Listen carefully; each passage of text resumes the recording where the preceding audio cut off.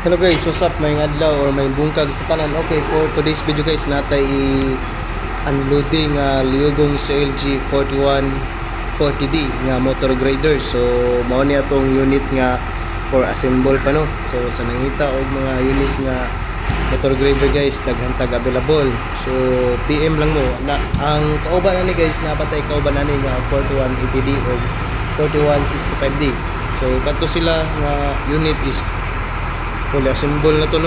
So ang uban nato ani kini ang una pa na assemble nga 4140D din kanis engine no. So PM lang mo guys, kaya daghang available nga mga unit sa ating yard. Din siya nang utang na ani guys. Ito pa rin yung motor grader bali pa rin siya guys na ay condition niya ating unit. Then ang iyang cabin na sa operator seat diha ang cabin niya, so assemble pa set. Then sa ato ang kuan anin sa mga excavator daghang available gikan sa 906F excavator, then 908, then 933 pinakadakong mo itong cubic sa atong excavator is 1.5 cubic meter capacity.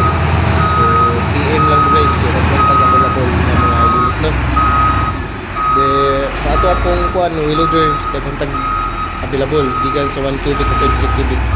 So mo ni akong update guys, daghang salamat ug may adlaw sa tanan.